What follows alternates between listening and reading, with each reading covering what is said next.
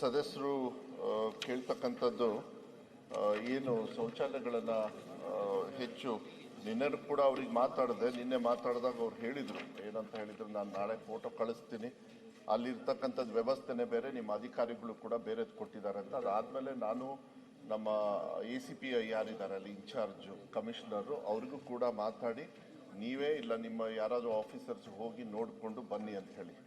ಆದರೆ ಇವಾಗ ಅನುದಾನವನ್ನು ಬಿಡುಗಡೆ ಮಾಡ್ತಕ್ಕಂಥದ್ದನ್ನು ಮನ್ರೇಗಲ್ಲಿ ಆಗಲೇ ಸುಮಾರಷ್ಟು ತಗೊಂಡಿದ್ದಾರೆ. ಸುಮಾರು 1,67,00,000 ಕೆಲಸವನ್ನು ಮನ್ರೇಗಲ್ಲಿ, ಯಾಕಂದರೆ ಯೂಶಲಿ ಕೆಲವು ಸತಿ ಶೌಚಾಲಯ ಎಲ್ಲ ಮಳೆಗಾಲದಲ್ಲಿ ಹಾಳಾದಾಗ ಇದನ್ನು ತಗೊಳ್ತಕ್ಕಂಥ ಸ್ವಾಭಾವಿಕವಾಗಿ ತಗೊಳ್ತಾರೆ.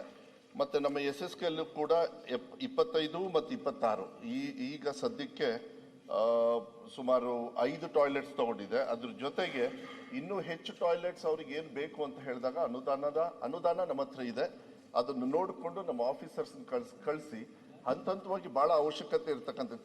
ಕೆಲವು ಏನಾಗ್ತವೆ, ಕೆಲವು ಸರಿ ಇರ್ತವೆ, ನೀರೇನೋ ಒಂದು ವ್ಯವಸ್ಥೆ ಇರೋದಿಲ್ಲ, ಆ ಥರದ್ದು ಇರ್ತದೆ. ಅರ್ಜೆಂಟ್ ಆಗಿರ್ತಕ್ಕಂಥದ್ದನ್ನು ನಾನು ವೈಯಕ್ತಿಕವಾಗಿ ಅವ್ರಿಗೆ ಹೋಗಿ ನೋಡಿ ಸರಿ ಮಾಡಿಸ್ತಕ್ಕಂಥದ್ದನ್ನು ನಾನು ಮಾಡಿಸ್ತೀನಿ.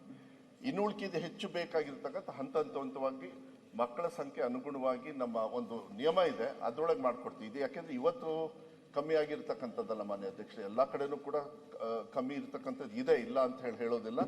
ಆದರೆ ಆದಷ್ಟು ಬೇಗ ಅವ್ರಿಗೆ ಅವಶ್ಯಕತೆ ಇರ್ತಕ್ಕಂಥದ್ದು ಯಾವುದಿದೆ ಅದನ್ನು ನನ್ನ ಕಡೆಯಿಂದ ನಾನು ಮಾಡಿಕೊಡ್ತಕ್ಕಂಥದ್ದು ನನ್ನ ಇಲಾಖೆಯಲ್ಲಿ ಆದಷ್ಟು ಬೇಗ. ಮತ್ತು ಹಣನೂ ಕೂಡ ಇದೆ ನಮಗೆ, ಅಲ್ಲಿ ಕಮಿಷನರ್ ಹತ್ರನೇ ಇದೆ, ಅದನ್ನು ಆದಷ್ಟು ಬೇಗ ನಾನು ಮಾಡಿಕೊಡ್ತೀನಿ ಮಾನ್ಯ ಅಧ್ಯಕ್ಷ. ಅವ್ರ ಹತ್ರ ಮಾಹಿತಿನೂ ಕೂಡ ಹೆಚ್ಚು ತಗೊಳ್ತಿದ್ದಾರೆ. ಸನ್ಮಾನ್ಯ ಅಧ್ಯಕ್ಷರೇ, KPS ತಾವು ಹೇಳಿದ್ರಿ, KPS ಒಂದು ದಯವಿಟ್ಟು ಎಲ್ಲರ ಸದಸ್ಯರಿಗೂ ಹೇಳ್ತೀನಿ, ಇದು ಹೊಸ ಯೋಜನೆ ಇರೋದ್ರಿಂದ ಐಡೆಂಟಿಫೈ ಮಾಡಿದ್ದೀವಿ ಹೊರತು ಏಪ್ರಿಲ್ ತಿಂಗಳಲ್ಲಿ ಮೋಸ್ಟ್ಲಿ ಕೆಲಸ ಶುರು ಆಗ್ತದೆ. ಅದನ್ನ ಎಲ್ಲ ಸಭೆಗೂ ಕೂಡ ನಾನು ತರಲಿಕ್ಕೆ, ಯಾಕೆಂದ್ರೆ 900 KPS ಅಟ್ ಎ ಟೈಮ್ ನಾವು ತಗೊಳ್ತೀವಿ, ಅದನ್ನ ಅಟ್ ಎ ಟೈಮ್ ಕೆಲಸ. ಸನ್ಮಾನ್ಯ ಅಧ್ಯಕ್ಷರೇ, ನಂದು ವಾದ ಅಂದ್ರ ಸರ್ಕಾರಿ ಶಾಲೆಗಳಲ್ಲಿ ವಿದ್ಯಾರ್ಥಿಗಳ ಸಂಖ್ಯೆ ಗಣನೀಯವಾಗಿ ಕಡಿಮೆ ಆಗ್ತದೆ ಹೇಳಿದ್ರಲ್ಲ. ಅದ ಅಂದ್ರೆ ನೀವು ಪ್ರೈವೇಟ್ ಸ್ಕೂಲ್ಗೆ ಗೈಡ್ಲೈನ್ಸ್ ಹಾಕ್ತೀರಿ, ಈ ತರ ಕ್ರೀಡಾಂಗಣ ಇರಬೇಕು, ಈ ತರ ಶೌಚಾಲಯ ಇರಬೇಕು. ಮತ್ತೆ ಸರ್ಕಾರಿ ಶಾಲೆಗೆ ಇಲ್ದಂಗೆ ಬೇರೆ ಸ್ಕೂಲ್ಗೆ ಹೆಂಗೆ ಹಾಕ್ತೇವೆ ನಾವು? ಕ್ರೀಡಾಂಗಣ ಇಲ್ಲ, ಶೌಚಾಲಯ ಇಲ್ಲ, ಕ್ಲಾಸ್ ರೂಮ್ ಇಲ್ಲ. ಆಯ್ತು, ಹೇಳಿದ್ರಲ್ಲ, ಥ್ಯಾಂಕ್ ಯು.